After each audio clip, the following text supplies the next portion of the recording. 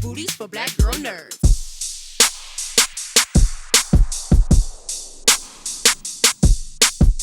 Hey, how you doing? Great. Nice to see you. Nice to see both of you too. Very excited. Oh, you smell nice. Thank you. Thank you. You guys look nice. Thank Oh, you.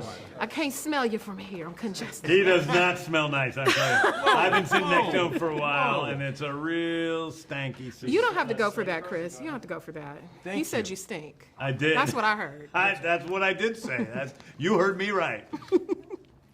Just thank you. You witnessed that. I saw You it. don't mind Jeandra LeBeauf, Black Girl Nerds. Testifying. Yeah. You're gonna take me to court for saying you smell like shit. Yes. Okay. It's on camera. Good luck with that. I got it. I got it on all these cameras. You heard it here. Chris Pratt. No, I'm just kidding. You didn't hear that from me. You didn't hear that from me. This is back way. Why, thank you guys. I had so much fun. I laughed, I cried.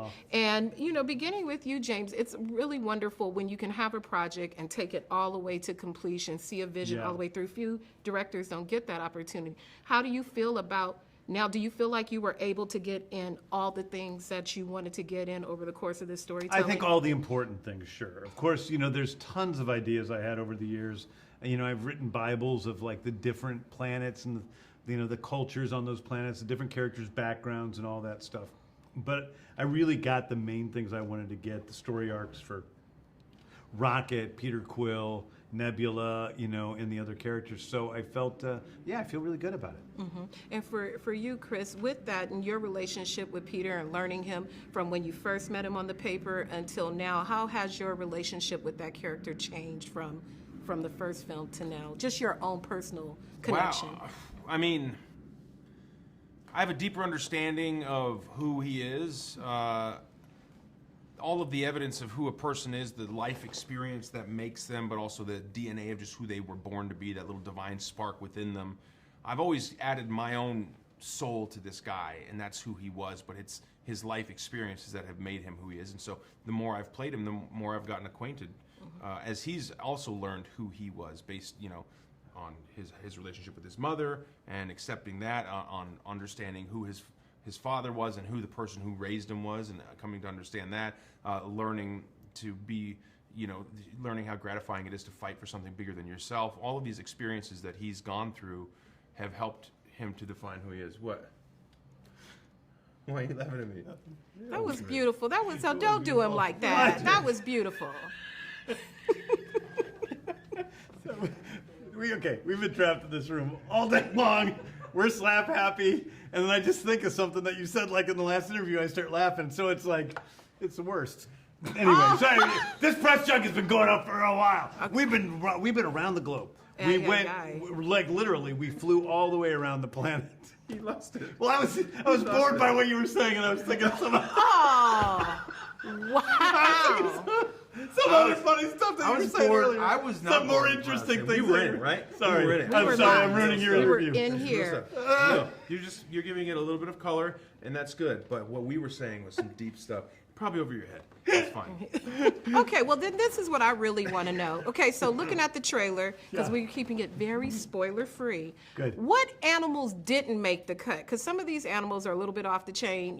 From the male lady is a fish, and just all these different. What didn't make it into the animal what species? didn't make the cut? I mean, there were certain animals that were hard to tell what they were when they were turned into. We call those humanimals, and there were certain humanimals that were hard to turn into humans and know what they were supposed to be. Like I remember they did a squirrel or something like that, and I couldn't tell what it was supposed to be when they designed it. So Did the turtles make it?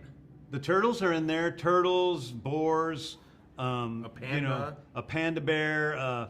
That guy was going through it. Octopus, cockroaches. It was so hot when we shot that stuff, and those were practical costumes. Yeah. Boy, we were in this suburb in Atlanta, and it was about 100 and They were really putting up with degrees those background actors were amazing. Amazing. What they did. And you broke a record for the most applied makeups. Yeah, we in have the one movie. most makeup applications ever in a movie on this movie, so it was pretty cool. Okay, so since you guys obviously don't like each other, Great. before we end this, You've got that right. You've got that right. Is there anything you'd like to say publicly to each other now that you've get ready to end this chapter and begin the next chapter of whatever Lawyer your up, you relationship son will of a be? bitch. I'll see see your ass in court. I was gonna say how much I love you. Oh, Aw. dang it. Undercut me. See, you went full circle. Fine, First you fine. stank, now he loves you, Yeah, so he loves see? your stink. I It's can great. love him. I love You him, see the and he abusive smells. relationship that I go through? It's terrible. Well, Thank you guys. I Thanks a lot. appreciate it. Nice Yeah, talking to thanks. you. Fine, thank you. Thank you. It's such a pleasure to be with you. Oh, I enjoyed you so much. I think about the cadence of we'll say anti-heroes. We won't say supervillains. Okay. And just the cadence and the performance and just the energy that you brought to it, and the fact that the character is the high evolutionary. Did you have your own Yeah. questions about that name? Because to evolve is a positive thing. And to go high is no height. But what kind of questions did you have about what a high evolutionary is to even shape how you embodied him? I think when your name is High Evolutionary, I didn't have any questions to ask. Who's going to give me any answers I don't know already? Was the way I thought about it. So there's a clue for an actor. A clue like that, i.e., in the name, is a gift. So immediately I was like, well, even before reading the script, I was like, well, this guy's a narcissist, and that was a big part of like how he moved and his cadence is like.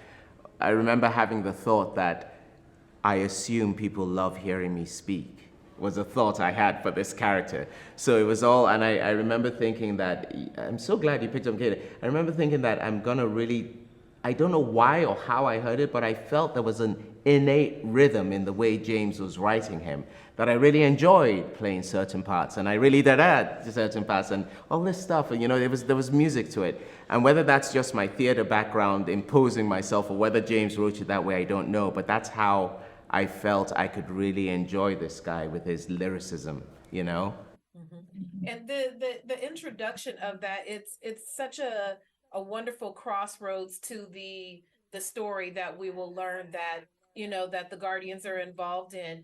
And is there a fun in that you can look to your character and say, I am really ushering in this story for the audience as a character that's not part of the cast that we've seen for each installment? Yeah, the fact that, this wonderful reveal, which at the beginning of this is that these guys you've been following for the last 10 years, I'm at the heart of them. Does that make sense? Was a great secret and a great reveal for me to play. It gave me a real sense of, I had to be retrospective in it, in my considering it, because obviously you're going to play the script in front of you. But every now and then I would just think, wait, this goes back to Guardians 1. This goes back to Guardians 2. This goes back, what I mean? He's been there the whole time. That definitely added a sense of wonderment for me in playing the role. Yeah. Mm-hmm. And lastly, because I know they're going to wrap me. So back to, I was just mesmerized. Every time I saw you, it was just so grand. And like you said, the rhythm and the speech pattern. Were there times where you had to take some self-stock and go, no, bigger, bolder, bigger? Absolutely. I mean, my instinct is to, you have ideas and you play them. And James is very good at that, because there were a couple of moments, and I think you can identify them in the film, where I can still remember James going, more.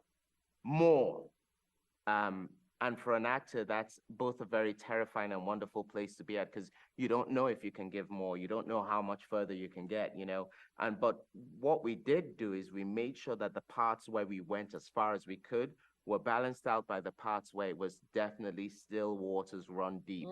I really enjoyed playing with the stillness of this guy, where there's something bubbling. And then when you've seen the whole movie, you can almost watch it back again, and I can just go, oh, that was always there.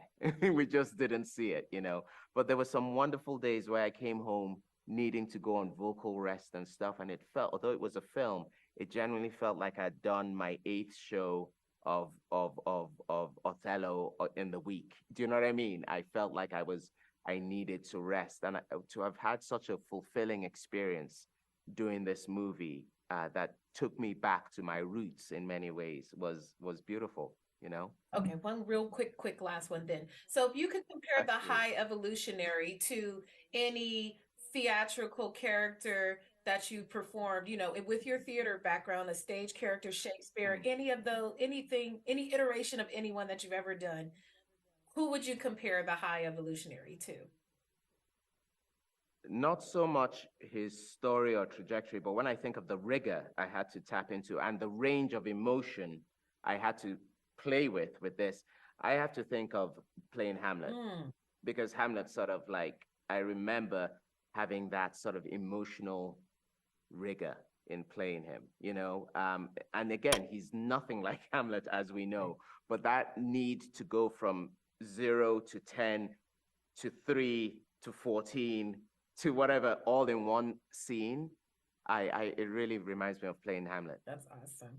I thank you for your time. You were wonderful. I loved your performance in this. It was so fun. Thank you. And it's just such a pleasure to talk to you. Thank you again.